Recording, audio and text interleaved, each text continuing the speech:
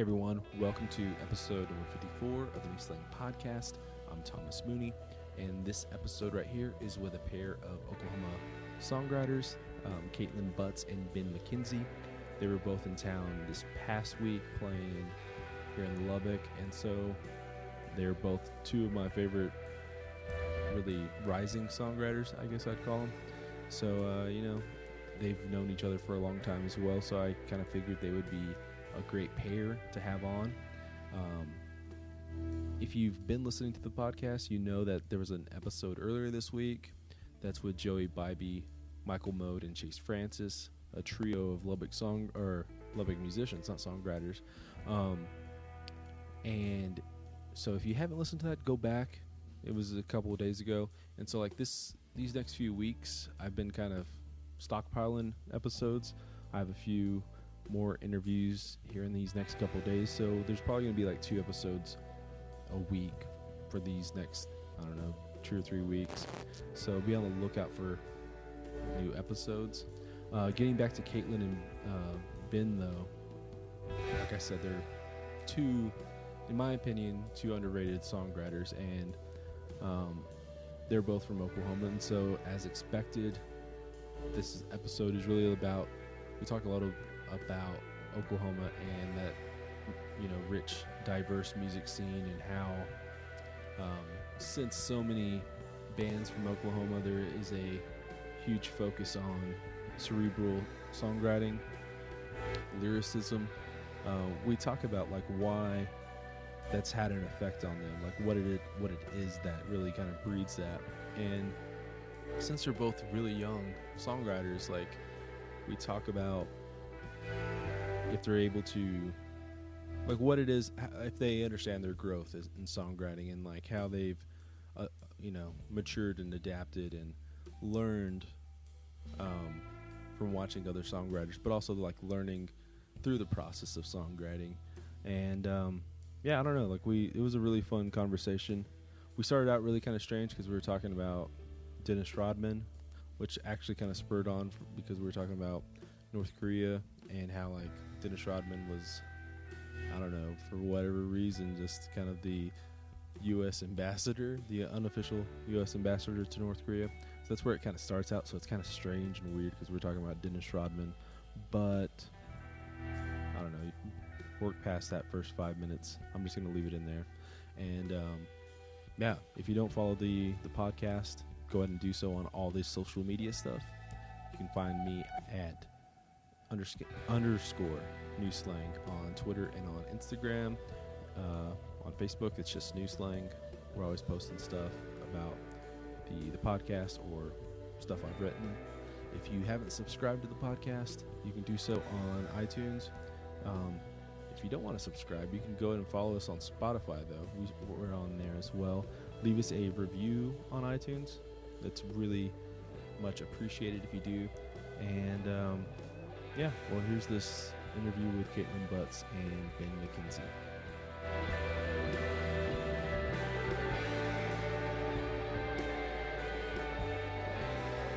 Well. Yeah, I don't know. I don't know how we go from Dennis Rodman to talking about music. I wonder what kind of music he likes. I don't know. He's probably some Dwight Yoakam for sure. It's gotta be. No, see, the thing is, I think he'd probably be really into punk rock stuff. Not just classic punk rock though. It would be Avril Lavigne. Yes, Avril Lavigne. Yeah. Probably the DC kind of punk scene. Bad Brains type stuff. Yeah. Yeah. Just I'm just thinking he played in Detroit for a long time, and then he played in Chicago. So it'd probably be some really urban hardcore kind of punk stuff.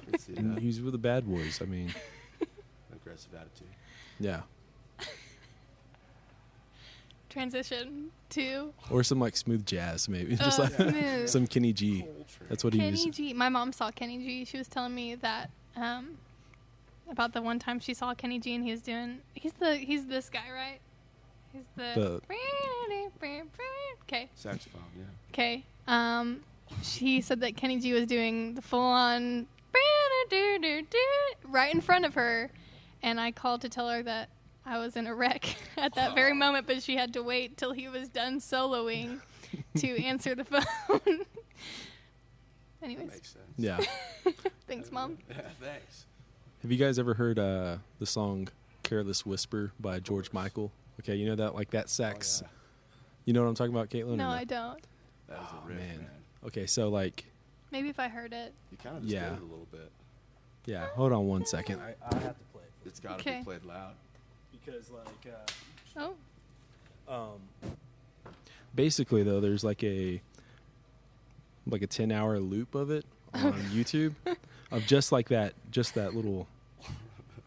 And like, my grandmother, she loves, like, Days of Our Lives and stuff. Mm-hmm. So I always just, like, if I'm over there eating lunch or something and it's on at lunch, she gets pissed off because I'll put this on because it, like, just fits no matter what scene it is. Absolutely. Let me see here. I'm probably gonna have to just edit this really weird, but it's this right here. Pringles. Pizza Pringles. Barbecue pizza.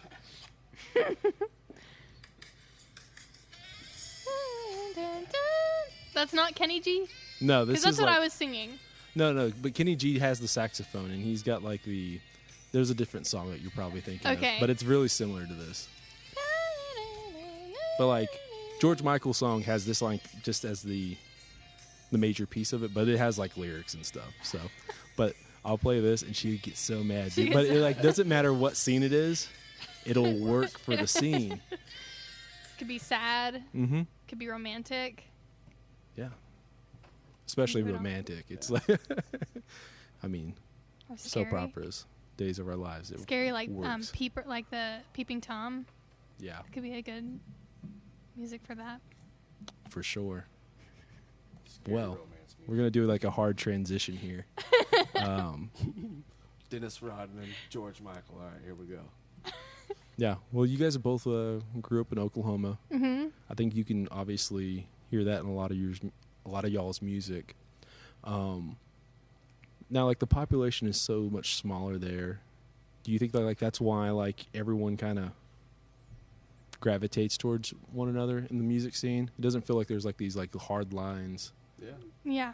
like there is maybe here in Texas. Yeah, there's not like an East Oklahoma scene and a West Oklahoma scene by any means at all. It's just the scene. It's just kind of sort of a central one, I guess. You're either like you're either like a songwriter or you're in a cover band. That's kind of the Oklahoma Yeah. scenes. That's it. Yeah. And if it's not that, you come to Texas. Mm-hmm. And Well, you can do eventually both. You can Yeah. do both. And I've shown up way too late in that, I think. But I spent Oh. too much time hosting open mics. But Hey, those were really fun. they are fun. They are fun. But Oklahoma's cool because you kind of mentioned people gravitating towards each other. I think that makes the music really cool too. And just like it does in like West Texas a lot with all the songwriters that kind of collectively get together, and that's why it's really cool. I think the good brains bouncing off each other, you know. Yeah. See, I do think, like, of Texas, that what reminds me most of Oklahoma is, like, the Lubbock scene, because Lubbock is so far from everything else, and it feels like all these different styles of music will come together and play. Yeah, I like kind of like the Red Dirt aspect of it. There's Yeah. a lot of rock and roll. There's a lot of song, like, folky bluegrass mixes. Like, we just played at the Red Dirt, the Gypsy Cafe Music Festival in Stillwater. Yeah. And there's just like there's no way to explain what kind of music that festival is to a person that's not from there. Mhm. Like, there's just no way. It's like, it's a little bit of everything. Besides, like, no one's rapping. Yeah, That's exactly. about it. Which would be cool. I want to see a rapper at Gypsy I'll Cafe. rap next. I'll rap There next you year. I'll host next year and bring in my rapping skills. It's got like the Red Dirt thing over there has like a big hippie Oh, vibe yeah. with it too.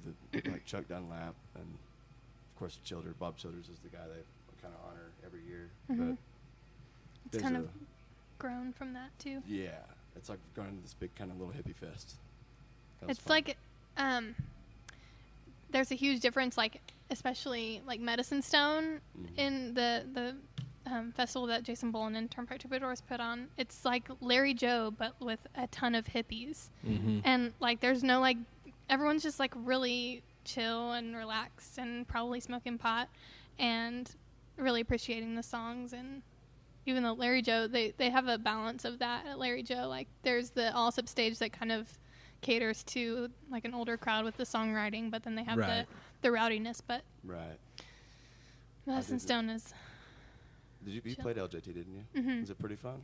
Oh yeah, It was. It's Yeah, fun. that's all I ever hear. Is it's so much fun. I've never been. it's fun. You have to do like 1 year where you're going to just get obliterated of course. and get drowned in a beer shower Absolutely. and eat ham sandwiches, I love and ham that's it. sandwiches.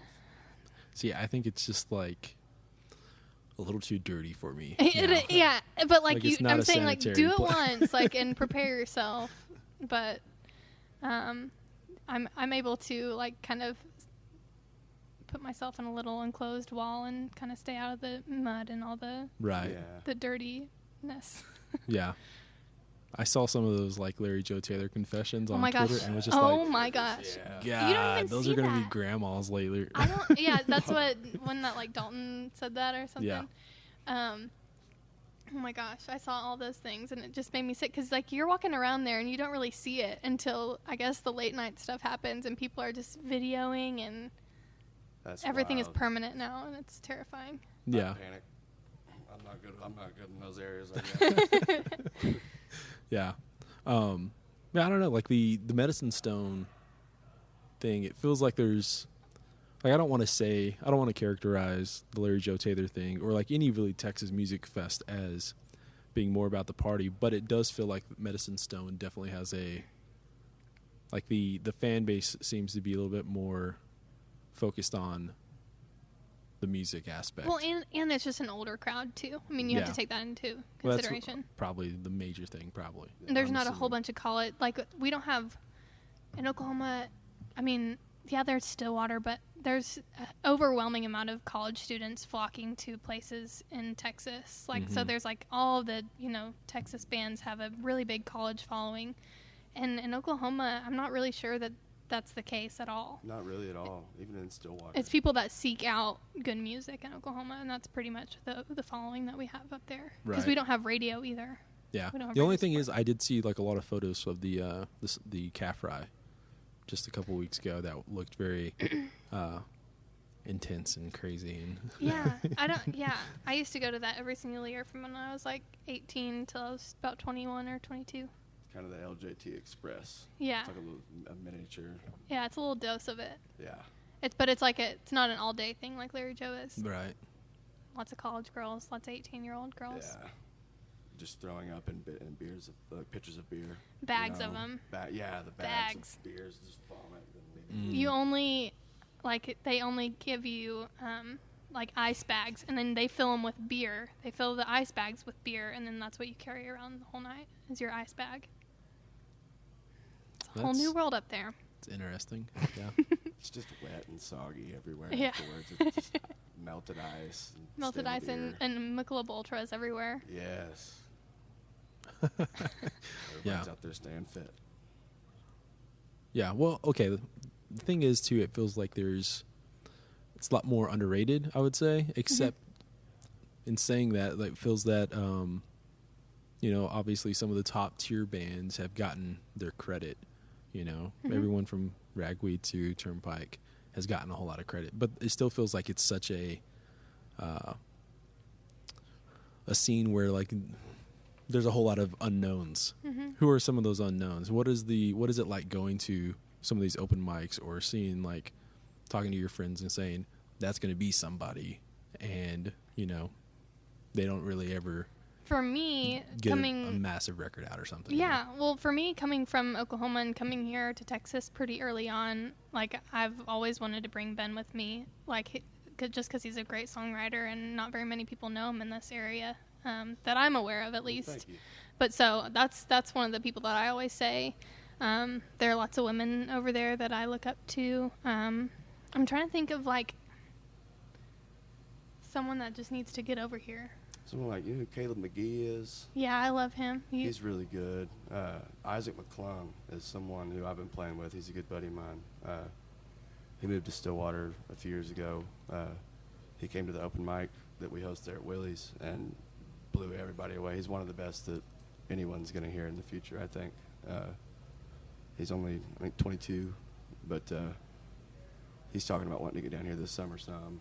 And you talk about kind of the unknowns of the locals. I think so many of those guys just don't care to get out. Right. Much, you know? I think it's like They're really happy where they're at. Yeah. One I can think of is Jacob Tovar and Wink Burcham. Yes, perfect example. Jacob Tovar and Wink Burcham have some of the best voices and best songwriting. Jacob Tovar sounds like Hank Williams reincarnated in the best way. Yeah. And they're great songwriters too, and just great guys. And they got the whole cowboy thing. And I'm looking up the Gypsy Cafe lineup too. It's a good reference point. Yeah. Well, I think that so I've seen Jacob play because whenever I went with Flatland to Tulsa for that New Year's, he was at playing, the Colony or something, or Mercury. No, he was playing with, it wasn't full band. It was like him and Fulbright and like a few other people. And it was like down the street from, I don't know where it was. It was some little bar. It was probably the Colony. But it was playing they were just playing like a brunch show on New Year's. Nice. At the Mercury Lounge, maybe? No, it wasn't. It wasn't there. It was like... Were there is there like booths and... It was more like a picnic table style. Oh. Inside. Fassler Hall? Yeah, maybe that's right. where it that was. Sounds that right. sounds good, too. Yeah. Fassler Hall has wonderful bratwurst. Yeah, I think that's where it may have been. Yeah, but it was really cool. It was just like them playing. Of course, I think New Year's was a Sunday that day, so it was just real nice and laid back. And I don't know. I always feel like the Oklahoma scene is like the best of the Texas scene in a lot of ways. So I think there's a lot of great artists out there that just we haven't discovered yet. Still. Kel Lester's another one too, I guess. I'm wearing his shirt. I was thinking of Jake He's Flint like my big too. brother. Yeah, Jake Flint. I like Kale and Jake Flint. But I also wanted to pull up this picture on my time hop today. Wow. Willie's open mic night that I drove from Oklahoma City to Stillwater to come sing at Ben's open mic night several years ago. Several years. That was like when we were recording that first album too, I think. Yeah, it was because I sang on that first one that you did. That's funny. I forgot 4 about years those. ago Yeah. at the Cross-Eyed Good Cricket. times. What are you guys working on now? Like both individually. Well, I've been we're about halfway done recording a new EP. I spent a lot of time down in Ada with Mike recording, and we got a lot of stuff done. We're going to revisit that here later in the year, I think. Good. But yeah, and the reason that we're not putting that out is because I never went prepared as I should have, and we're doing that now at Castle Row with Luke, and it's just going to be like 5 songs, and I'll play all those tonight, and then but hopefully after we get that out this summer, I'll get to go back down to Ada and work that stuff out with all those other songs because there's a bunch of them. Yeah. Whenever I went in with Mike, I had to he's not one to really be that organized. That's just who he is. And I'm not either, and so that's why we just had a good time. Yeah. And so we had a good time for a long time, and then I was like, hey, I don't know where we're at on this thing, and I can't just keep coming back. And so I made a chart and did the little X thing, and he was like, wow, so you're putting me to work now. Yeah, now we're seriously about this. Yeah. Yep. And I need to do something like that because otherwise, especially he and I, we'll just kind of space brain, start writing songs and thinking about stuff that is pretty irrelevant to getting a bass part done or something. You know? Yeah. It's something that's crucial for recording. You just have to It's all the artistic aspects, but none of the none of the working part the of business it. The side. technicality. Yeah, the technical side. But he's also, I say that, he also, I mean, I learned so many things in there. 'Cause Right. He let me play over on his board and mess up the song and everything. He let me learn how to do all that. And He just kind of be like, hey, go ahead, record it. Yeah, go And ahead, be like, man. you Yeah. press record, walk into the other room. Okay, how do I press play? yeah. How do we Hit 1, 3 Yeah. from the other room. He just be using a hacksaw on a 2x4 because he's building a cool shelf. Either that or he's reorganizing, like, he's completely flipping around his entire... Have you been to his recording studio? It's at his house, and it's in his basement. And he just reorganizes it and flips the whole... Like, one day you'll come in, and 2 days later you'll come back, and it's a completely... Everything's just... The couch would be over here, and just redecorated. He'll be wearing a kimono. Wearing a kimono, Like a headlight. chicken head or something. Yeah. Put a new wig on. It's just... Some combat boots. Let's make a and a white T-shirt. And a white T-shirt. In basketball shorts. See, that's anytime I've seen him up here, it's just been like the sweatpants and Oh, yeah. And like, what are the shoes called? Crocs, Converse, Chucks. I don't Chucks, know. yeah. Chucks, basketball shorts, and the white T-shirt. Yeah, he's like, these ain't Chucks, these are mine. Is he kind of like still like the epicenter of Oklahoma music, like just having so many ties to various people? Is he kind In of a sense, yeah. I think as far as connecting like younger guys to older guys. Especially in the studio. Yeah. Recording. Yeah, and working, like with me, he worked out so many things, just little kinks that someone can have in their mind, either artistically or technically. We make fun of him for not being technically sound, but he really is. He just, he really knows what he's doing. He wouldn't have the track record if not. right? Yeah. Well, and as far as how many people that he knows, for example, he had Lloyd Maines play on my album, and whenever I didn't have a band at the time, I just had a few songs, and I just met him at Gypsy Cafe about how many years? Like 4 or 5 years ago. It was my first time at Gypsy Cafe, and I met him in a hotel lobby after the whole thing was over, and everyone was song swapping, and then I got to be Facebook friends with him, and then but all I had was like songs. I had no idea how to make an album, or Right. I didn't have a band. I didn't have anything like that. He was like, well, I got a band I could put together for you. And he'd have, like, Alan Orbaugh, and who used to play guitar for Stoney, and but Lloyd Maines was one of them. And he was at Larry Joe Taylor last week. He introduced the band, and I didn't normally radio people introduce bands, Right. and I'm so embarrassed, and I'm such an idiot. He's like, hey, thank you. I meant to tell you I love playing on your album, and I was like, playing my album or playing on my album? Like, what is this guy talking about? And welcome, Kaitlin Butts. And then after the show, and he really hey, thank you for letting me play on your album. And I was like, what did you say your name was again? He's like, Lloyd Maines. I'm like, well, fuck me. I'm the dumbest person on earth. And I was like, I'm so sorry. I know who you are. I just had never Googled your face before. Yeah. And my mom was completely mortified when I told her that. I was like, so what's your name again? That's pretty funny. Yeah. See, Lloyd's kind of like that for Texas. Yeah. You could. He's like the hub of. If there's a spider web, he'd be the center of it. Yeah. Because he's literally played on everything, and or with everyone, and it's.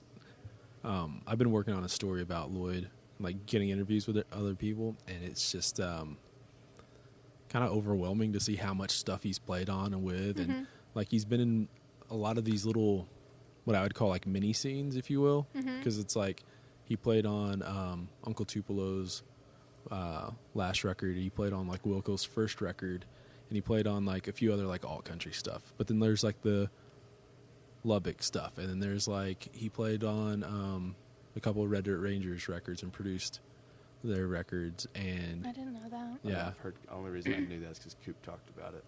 and I think he played on, he may have played on a Great Divide record, and it's just strange, and then also obviously the Pat Green Yeah. early Texas country stuff, and then so he's had all these different little mini careers, if you will. Yeah, absolutely. It just really it's cool. kind of overwhelming seeing how his impact and influence on music is. So Spiderweb's a good way to look at that. yeah, which I did talk with a couple of the Red Dirt Ranger guys about working with Lloyd, and they were just he understood what we were trying to do, which was that whole Red Dirt thing of trying to just blend all these different. We're not a rock and roll band, but I have a rock and roll song. Yeah. Yeah. You know, how do you guys do that? Like, what is it that whenever you're writing a song, is that kind of like a liberating kind of thing where, since you do come from an area that does not dictate being a country or a folk band or a rock and roll band, is it kind of liberating whenever you're writing, knowing that you can just do whatever? Super. Yeah. Oh yeah. Absolutely. For me, it is. Yeah, I think it's cool. I think it makes writing a lot easier because you're not trying to confine yourself to one thing. Yeah. I think if you're trying to cater to a specific audience, it makes your whole writing process like this could be good, but Yeah. it makes you stop yourself. I think it would make it harder to be so bound by a certain genre or demographic of people that you wanted to hear it. I think people, any writer, no matter what, if it was a country music songwriter or a rock and roll songwriter, would be doing themselves a bit of a disservice if they didn't kind of put the song first in a way, you know? Yeah. There's a difference between knowing your audience and just like Yeah. writing stupid shit all the time. But if you have somewhat of an audience, it means they like what you're Right. doing already, you know? And that doesn't mean like I'm gonna write the craziest crap I can possibly think of. And which I think that's what everyone Mike can kiss my does ass. sometimes. Yeah, I say I don't do that. I probably do that, but I have caught myself going, "Oh, this isn't gonna work in a red dirt arena." But then I realized there's no such thing as like a red dirt arena, and it really doesn't matter. We don't man. play arenas, We don't Ben. play- I was like, I don't play arenas, man. It's all good. Yeah. That's funny. So Yeah. yeah, write what you feel, man. Write what you love or what you hate. You know. Comes the easiest. Yeah, just whatever works out, man. Don't beat yourself up. See, I also think that, like, specifically with the Oklahoma guys, they all their songs, for example, like Turnpike, all those songs live in Oklahoma. Bolin songs, they feel like they live in Oklahoma. Do you guys geographically feel like your songs live in a certain area, certain era, I don't know. certain space? Some of them, yeah. I feel like yours do. I For feel sure. well. I think that depending on, I mean, I think whenever I recorded that last album, I really feel like that was an Oklahoma For sure. because it was bare bones kind of thing. Like just literally played the acoustic songs and built off of that. No pre-production or anything. No kind of idea. It was just like, these are my songs, and Right. we're adding whatever it calls for. And I think that's kind of the whole Oklahoma Yeah. ideal is And it was at the Boo Hatch too, which Yeah. makes it like that much more oaky. oaky, Uh, oakish. oakish. I think sometimes when I play stuff that I like or that I feel, I don't really. It's almost. I kind of feel pretty unregional as a whole. Like, I don't know. The blues is my favorite thing to listen to, and I think that like good, true Delta blues. Not that that's anything like what I play, but that's like one supernatural thing that the human race has come up with is like the Delta blues, and listening to that kind of stuff can take you somewhere else, man. And so it totally doesn't answer the question really, but. But The you answer's can probably you yes. can incorporate it into your own writing, or like what you listen to definitely turns into stuff Yeah. that you like. So there's no region. And my songs are always about getting out of somewhere, or like Right. leaving something usually. And so maybe that place is Oklahoma in the songs, but I also love Oklahoma very much. Yeah, I love everywhere. it's kind of like a ragweed thing. Yeah. Like almost all their songs are really about breaking out. yeah, busting loose. angry, getting out of the cage, like, which is. I think that's where a lot of people start with songwriting, especially in Oklahoma, and just the angsty, angry songs. You know, I used to write nothing but those. That's like all I've been writing lately. That's okay. Me too. Actually, no, I wrote a funny one, but I did write my first happy song ever, and I'm about halfway done. halfway done. Halfway done, I'm stuck. But that was farther than I'd ever made it before, and I actually meant it. That was what was cool about it. It was like I can't let myself to finish a song or a product if it's not something I believe in or feel, and I actually felt that one, and so might be getting somewhere. Yeah. What happens to songs that don't get finished? They sit in a binder in my They car. just stay around until they just resurface. Yeah. Like I bacteria. get too freaked out about losing one, so I have a binder It's in my car, but I keep like lines and I have notes in my phone. But it's like if you don't feel passionately about it, it's so hard to write about it. Yeah. And so I'll wait around till I have more ideas about it, and then I'll sit down and write it. Just wait for passion to find me. Wait for passion. Wait for passion. Where is it? See, I feel like I need to go eat some passion. Well, yeah. my problem would probably be that I would go back and like harvest the good parts of those songs Yeah. too much. Done that. And like never really finish. I'd have like 3 really amazing songs, but they'd be like 30 minutes long. Yeah, you only need 2. I'll take the reject lines or like stuff that I didn't use but I really liked and maybe make a whole new song about that feeling or that line. Exactly. That's how that one that I just almost got done with came about. I was writing I had 15 verses of whatever it was I was writing about, and not one chorus at all, no hooks, and picked one line out of all the 500 there, and that's where the song came from. So it's like all this kind of, you toil through so many words, and then it's like the most simple, mundane sentence will be the one that gets you the most Right. on. But that's all right too. Yeah.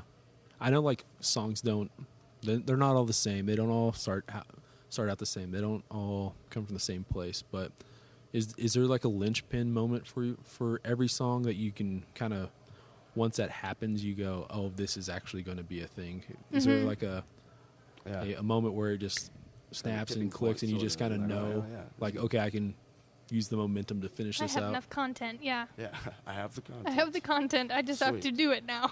Yes, the conscience. Well, usually what is that? What is it you feel? For me, it's probably similar because the angsty songs. I bet it's similar. We share angst. Yes, like when you finally get it, when you deliver it, even if it's in your room by yourself, when you deliver something the way you know that you would want to say it to that person, and like this is how whoever This is I'm what I really saying meant this to to, say. This is how I mean it. This is how I want you to hear it, and It's perfectly crafted and yeah, molded into the Did best you hear way. that phrasing, like, oh, that was great. And then, oh no, you didn't know it's here. And that's usually for me is when it's usually about after a chorus or two, or verse, chorus, something about a minute and a half in is usually when I realize if I'm onto something or not. And it's usually if I really, my tipping point is when it's not hard to think about what comes next. You know what I mean? When it just kind of, When you have 15 verses and Yeah. you get to choose from the best parts of it. yeah, if I'm sitting here just grueling, just I get a making little myself mental go crazy. sometimes. Me too. It's bad. And pace around. We have a very small house. And You need to get outside. get out. I know. Look how wide I am. And yeah. Well, That's it. one of the things that like I guess like a couple months ago I interviewed Robert O'Keen and he was talking about. What? That's so You didn't cool. read that interview? No. It's on Sorry. It's on Wide Open. I mean, That's so cool. Okay, maybe I confuse. Okay, I forget that you're with Wide Open now. yeah. You're doing both. You just have to go over there and just Okay, I'll read look at everything. Anyway, one of the things he said though, like at his house, I guess, is like he's got like a I don't want to call it a man cave, but a songwriting cave basically. And he was talking about how he does best in nature or whenever like nature's out. It doesn't matter like where. It could be. I think he said like it could be 30 degrees outside, but if I'm like out there with a guitar and I'm thinking about a song, it doesn't matter. Like it just will come a whole lot sooner and a lot quicker. Yeah, that makes perfect sense. Like, To him. Nature, nothing in your way. Yeah. Is there like a space that you need to get into, like a physical space, or are you kind of able to do it wherever? I like driving and riding, and that's really unsafe. But Me too. like talking into your phone and kind of jotting down lyrics when you're driving, I think that's the most where I think about the most, and that's where I'm at. Yeah. Spend a lot of my It's time. like when you're moving is when my mind is most active when I'm in motion, I think, and I write a lot in my head. When You I'm kind of go on driving. autopilot. Yeah. See, Especially if you know where to go. I get what you're saying on there because I think like everyone really does their best thinking whenever you're doing like a Busy work. like or just like tasks of just like I always think better in the shower And then when I get out and I'm like, I'm gonna go write that, and it's just like withers away, and it like goes, and I'm like, what the fuck was I thinking about? Or I'll think of like something where I'm like, go Google that whenever you get finished, and then I forget. Keep your phone right there. Yeah. And a towel. Well, I did do that earlier. Was like I was thinking of something. I was like, who said that? And what it was like I was thinking about. Have you heard that new Lori McKenna song, "People Get Old"? No, but I wanted to sit down with it. It's pretty fucking amazing. But what I think like she does best, and I was talking about one of my friends, Jeff, about it, was she captures the passing of time better than like any other songwriter I've really seen lately. And what I'm talking about is like, you know how the days go by really slowly, but then like the years pass by like an instant. Mm-hmm. That's what she does really well. And so I was thinking about that quote right there, like the days drag on, but like the years fly by. I was trying to figure out who said that. Yeah. A lot of people have, so it wasn't like me being brilliant. No, it's cool to know that there's someone that can capture that. That's a heavy thought, you know? Yeah. So they can really... And she has some other stuff like that. And I know like you really like her a whole lot. I think like her last record was just... unbelievable. Yeah. Courtney Patton sent me a link to it. And she played me one of her songs. I slept over at her house. We had candy night. We ate candy at her house and had a sleepover. And she played me one of her songs, and I was like, who is that? Like, I did not know about her. And she sent me a link to Bird and the Rifle the next day, and I'm driving, and I sent her a selfie of myself, like, hysterically just bawling, like the hard, ugly cry where, like, it hurts, like your throat is hurting, and your face is it's not good. Understood. But I love her so much. Have you listened to that record much? I'm going to have to now. I think she finds, like, really cool perspectives from common things, like common activities or experiences, and finds, like, really rich things about them. That's why I love her. Sounds awesome. You haven't listened to her? Oh, my gosh. She's got, like, I don't want to say, like, she sounds like a mom, but like she has like a motherly kind of like warmth to what she talks to everything. About. Nice. Yeah, I know. Like you really like that song too, "Halfway Home." I think that is like one of the saddest songs. It's basically about like talk about it. we can't talk about it. You can. It's really good though. Basically, it's like about going on a date, being a girl, going on a date with a guy, sleeping over, and then like needing to go home. And just knowing that he didn't drop you off, or like it's not love, and it's just like a one night stand kind of thing. And I feel like there was more to it, though. I feel like there was some that's like shittiness to it. That's like, the story, the gist of like the story. But yeah, it's like the halfway part is still like physically being halfway home, and then like. And then, but okay, am I wrong by saying like she's halfway to finding like actual love? Yeah, I think there's that aspect too. Yeah. So good. And she's not afraid. One of the other things I like about her too is she's not afraid to like use cuss words. He was worth half a shit, and his daddy was rich. Yeah. She says like shit in a few other songs where it's just like, hell yeah, Mom. it just means something a little bit more when it happens, you know. Yeah. It comes from her gut. Effect. You can tell it. Yeah, I don't know. I really like that record. I think it's like one of my favorite records of the last, I don't know, 5 years or so. Wow. Seriously, like, get in your car after this and pull it up. Yeah. I'll send she you has the link. that new song called "People Get Old," or I think it's "People Get Old," and it's about you live long enough, people get old, and it's just one of those things where it's just like, yeah, it's a mom advice, just like parental advice. I'll just call it that. Yeah. An old age wisdom, you know. You guys, I know like you guys are young, and I know that a lot of young songwriters, they're just writing about the things around them. But like, do you ever try and like throw in that seed of wisdom or that seed of truth that you go, maybe people can look at and go, apply to their life, like the people get old or the. Yeah. What is it for you? Like what? Give me an example, I guess. I think for like, some of them are not necessarily lessons, but maybe like a different perspective that they haven't thought of yet. Mm-hmm. Like I have a song, I know you've heard it it's called Bored If I Don't.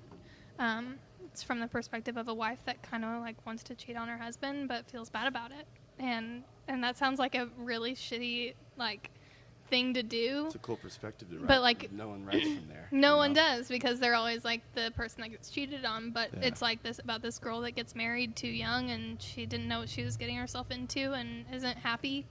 And I just think that it's really different. And I feel like a lot of people feel trapped. And you might not be a wife that wants to leave your husband, but you can also feel trapped in other ways. Right. Yeah. It's interesting. Thanks. I think it's a pretty similar answer. I don't have a song about that, but like just perspectives. I think because I don't consider myself wise enough to tell people how to look at the world, because it shouldn't be the way I look at it. I know that much. If there's any, it's that. Any advice? But I write a lot of dark stuff, and I don't know if there was something positive that I would want people to take from it. It's all going to be okay, because at the end, you know, people may die in my songs, but like it all turns out okay eventually, and everything usually ends up okay. Yeah. What I always try and understand, or like try and wrap my mind around, is like we look at these old songwriters, right? Like if you look at like Guy or Towns, and you think about like some of the gems, the wisdom that they're throwing out, you go, like, okay, for example, Waiting Around to Die by Towns, right? Mm-hmm. And that, like, you think of that as being like an old song and being him as an old man, but it's not. It's like him writing it at 18. Yeah. And That's just one of the going things. like- 18? Yeah. Yeah. Yeah. In those videos, he doesn't look 18. Yeah, Oh just my a God, stud. drugs, man. God, pisses me off. And it just goes So like, good. you wrote that at 18. What kind of, like, you were way more advanced at 18 than Kind I of was. mental Right. state. But I think, Yeah. like, it's probably obviously, like, probably lived a lot harder Yeah. by the time he was 18 than I did. There Oh, probably yeah. Like wasn't the shock- any hormones in the beef back then. Yeah. You know? Probably not. But I don't know. It's always interesting in trying to understand, like, how sometimes those old songs aren't them old. You know what I mean? Like, Yeah. like Desperado's Waiting for a Train. Mm. Like, I don't think like Guy was 20 or anything like that, but he was either late 20s or early 30s when he wrote it. So it's not like him as an old man who's like just Yeah. passing down the wisdom like Yeah. Moses from the mountain or something. You know what I mean? Yeah. Like Yeah. he's like our age at the time. And I just thought of another like example that's not really like a perspective thing, but I have a song about people. I used to go sing it at a nursing home when I lived in Oklahoma City, and I hadn't thought of that part of my life until I had started going to sing for him, right. and you know, it just made me want to live better. And so the only like kind of lessons I've ever been able to sing about are things that I want to make sure that I do for myself, and maybe that resonates with other people too. Yeah, But that's a good like, way to hey, put it. Kaitlin, be better, and maybe other people will tell themselves to be better too. That's a good way to put it. Yeah. Right. Absolutely. That song right there, but it's called like Elsa, right? So, right. Like Frozen. Yeah. Frozen. Hey, Um, stop. Yeah, that's like I would say, a song where after I had heard you play, like it felt like that was another level. A different, like there was a difference between your other songs and that song. Yeah. What, Thanks. well, I mean, like, what was it like writing that and figuring out? I wrote that one with, I'd written a lot of it in the parking lot of the nursing home one day. I had found out this woman that I had talked to just about every time that I was in there. Her name was Elsa, and she had dementia, so each time I was in there, we kind of talked about the same thing. And that day, I found out that she wasn't with us anymore, and because I was asking where she was, and I said, well, she's with the Lord now. And, I mean, that, I started writing it, and then Courtney Patton came to Oklahoma City and helped me finish it.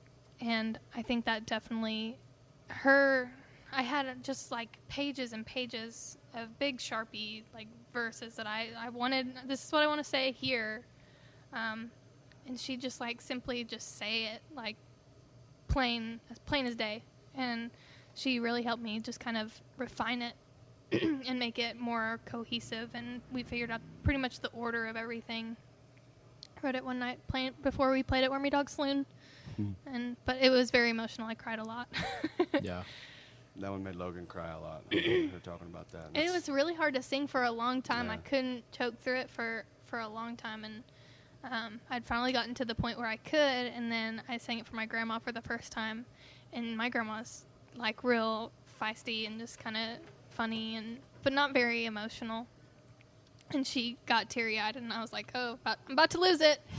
And she said that she used to work at a nursing home, and none of us knew that. Like, I didn't know that. My mom didn't know that. And she said that she used to sing. I end the song singing "You Are My Sunshine," and she said that when she worked at the nursing home, she would go into this one woman's room and sing "You Are My Sunshine" to her.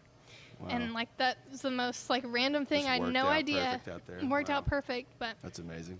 yeah. So That's cool. I was obviously like bawling and hysterical.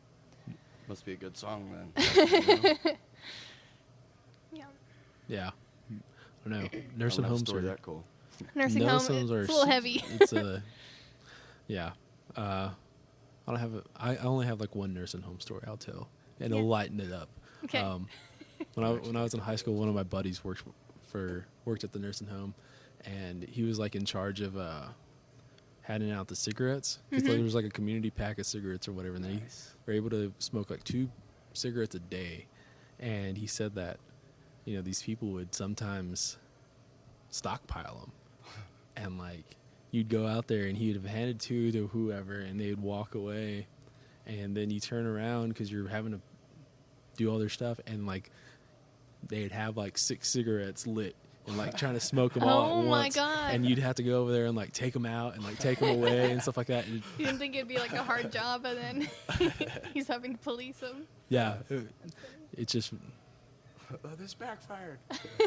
I don't understand like why you would hoard the cigarettes and stockpile them and then just try and smoke them all at once. At one time. I I'm don't not know. sure that their Just brain trying was to catch working that right. buzz. Yeah, well, All for the buzz. I guess. I mean, but I don't even know what I was gonna say next.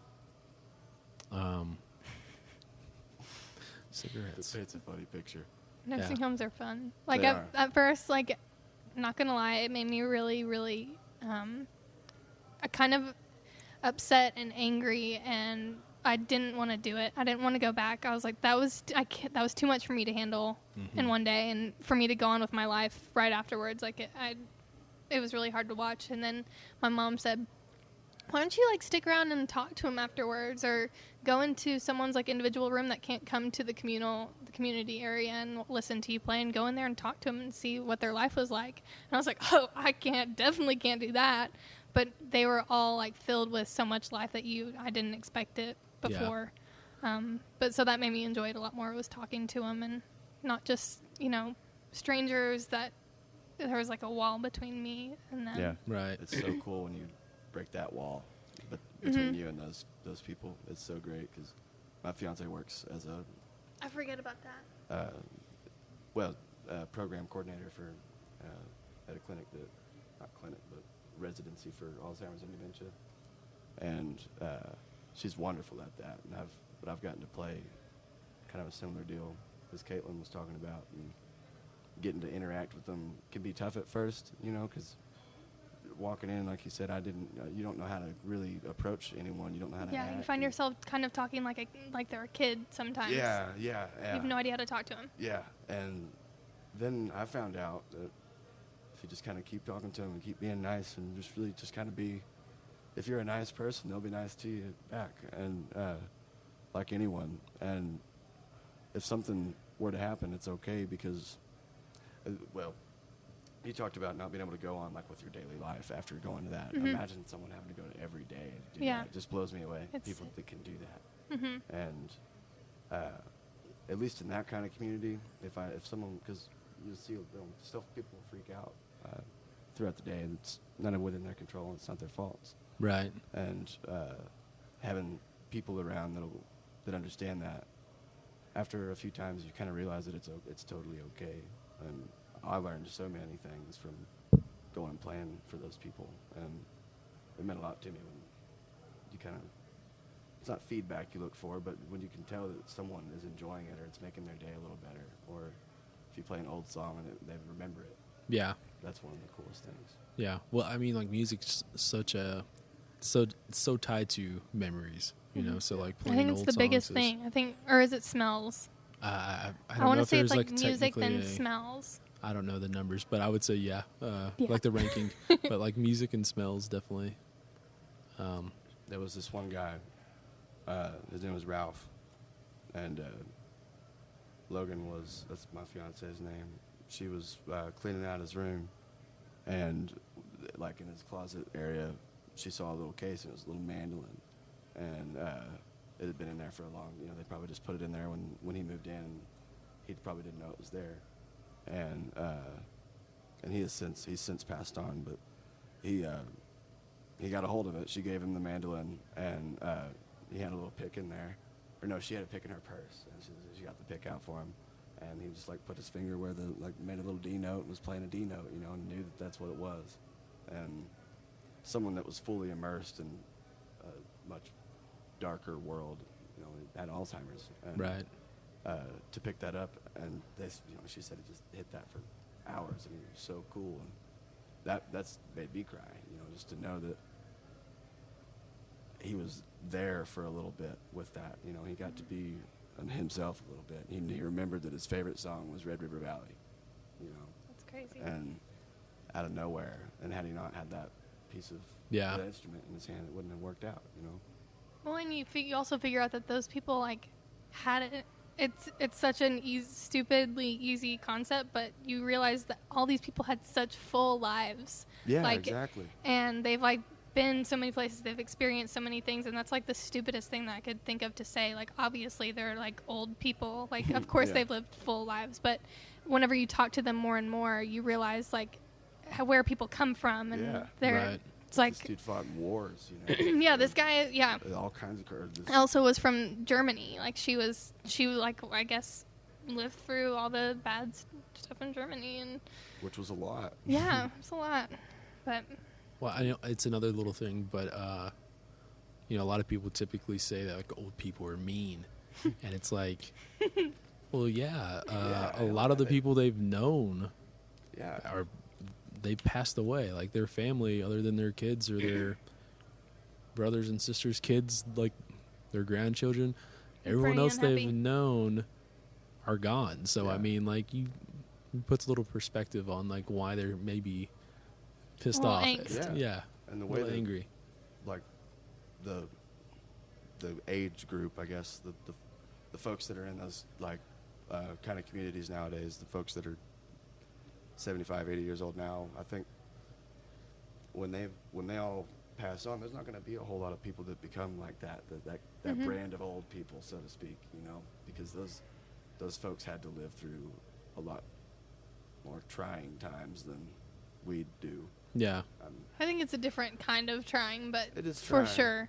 But I've never had to fear having to just be pulled out of bed and go fight a war. Yeah. I've never. well, back then too, there was not as many safety nets, right? So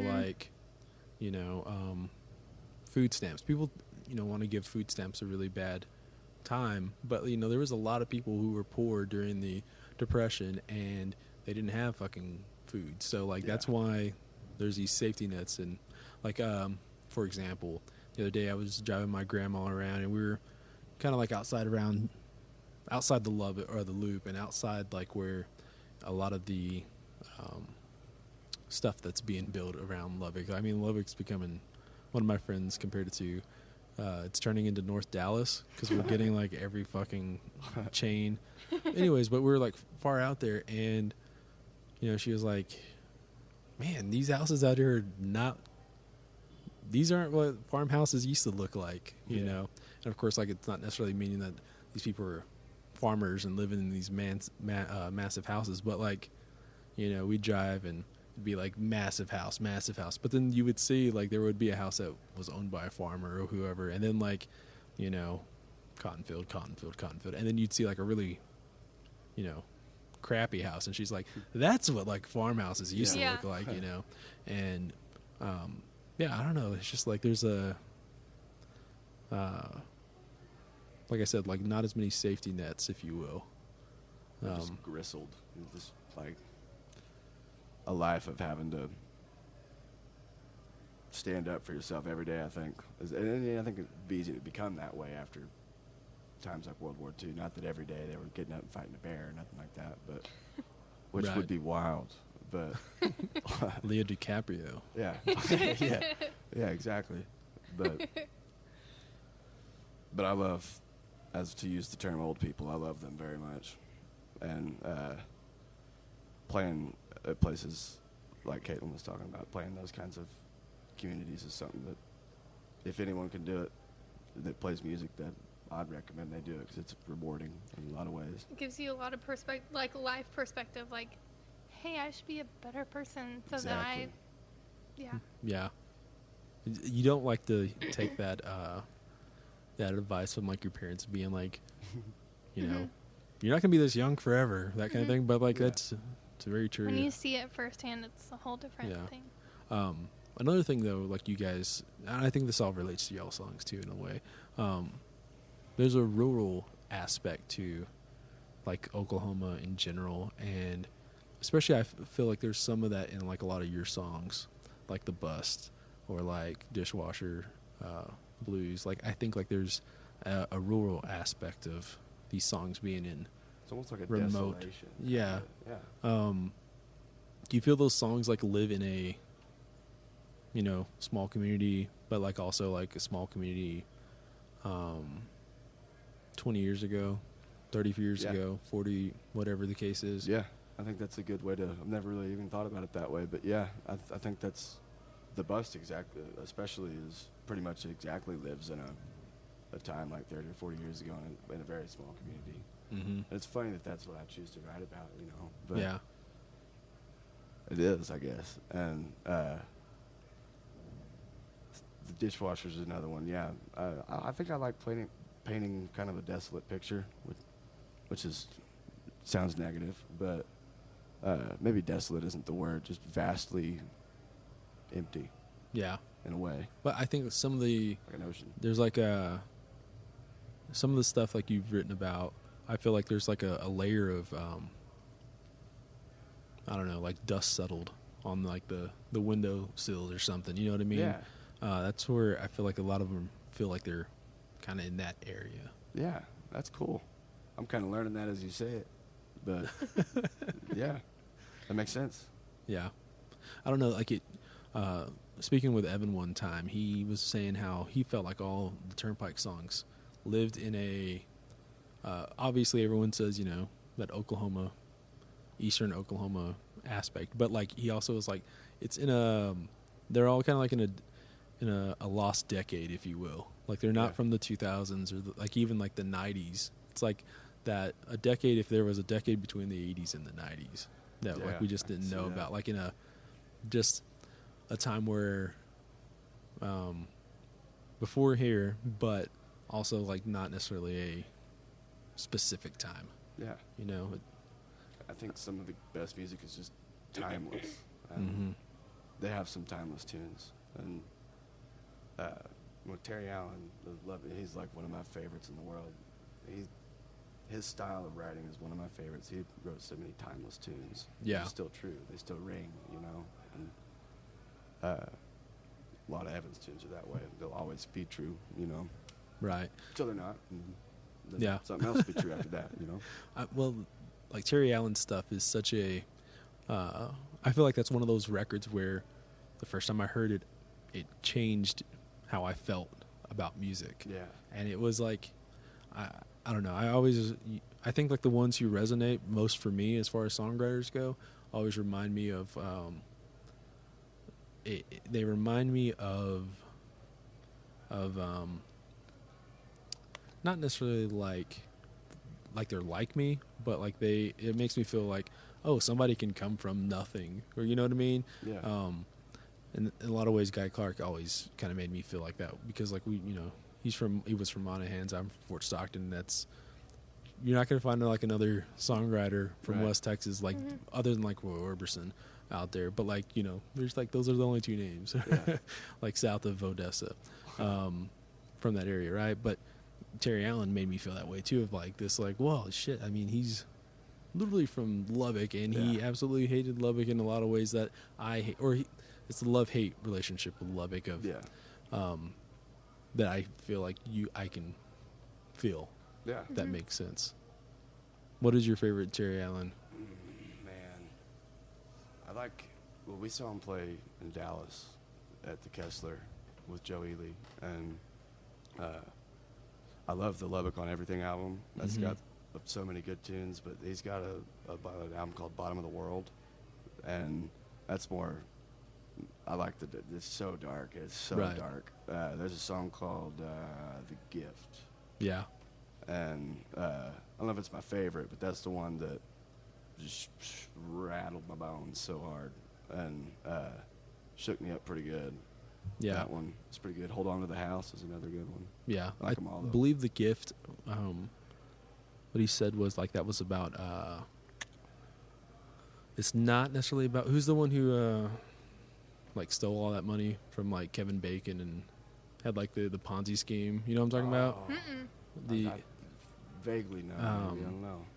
God, he went to jail for it, and he's like the face of it. I can't think of like what his name is, but it's like about like a character like that. And it may have been like about one of the people who had all that money taken away. Yeah. I know it was like influenced by that entire kind of news sequence. Yeah.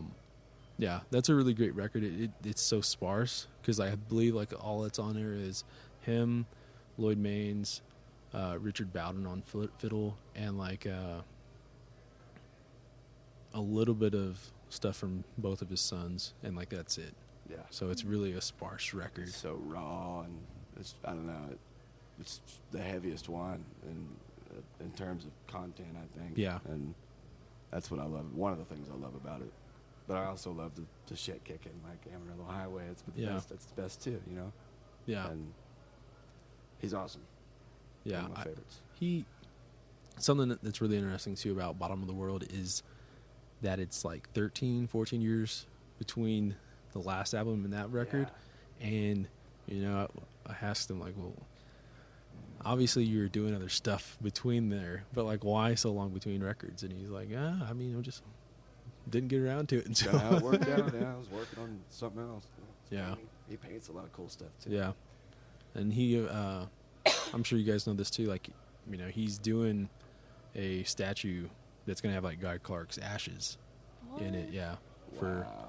That's going to be like his, because like obviously if Guy Clark's ashes are in it, that means he's not buried somewhere. So that's going to be like, I guess, his unofficial headstone in a way. That's super cool. So An unofficial headstone. yeah, I don't know where they're putting that statue at. I'm sure it's somewhere in Nashville. Wow. But That's neat. yeah. What was I going to say about Terry Allen? There's something I was going to say about him too. Again. And he's still kicking. He's like 70-something years old and just kicks ass on stage, man. Yeah. See, I've interviewed him probably 4 or 5 times and have talked with him here and there through email. And he's still like one of the only ones I'll not get intimidated by, but like I'll be like, man. Yeah. Like Lyle Lovett did like a talk here at Tech probably 4 or 5 months ago. It was just like him up there talking with Paul Hunton, who's like he does like a local show, and anyways, like he was just up there talking with Lyle Lovett for a conversation, and Terry Allen and his wife Jo Harvey came into town, and like they sit like right next to me like during the entire thing, and I was like, I don't know what I should say to him. Like I already like talked to him a minute ago, but like what do I say to him now? Like I don't that would be want to intimidating. fanboy about. Yeah, I'd fanboy. That'd be bad about it. Yeah, well, that's one of the great things about being a journalist is you can literally fanboy about. And I say like fanboy. I don't want to. I'm not talking like, oh, you're so amazing kind of stuff. But like asking like all the like, hey, why did you do that? Why did you? You can pick their brain. Yeah. Yeah, That's the fun part. That's the- awesome. But yeah, I don't know. We've been rolling here for right over an hour. Awesome. Really nice. Yeah. Doesn't feel like that long.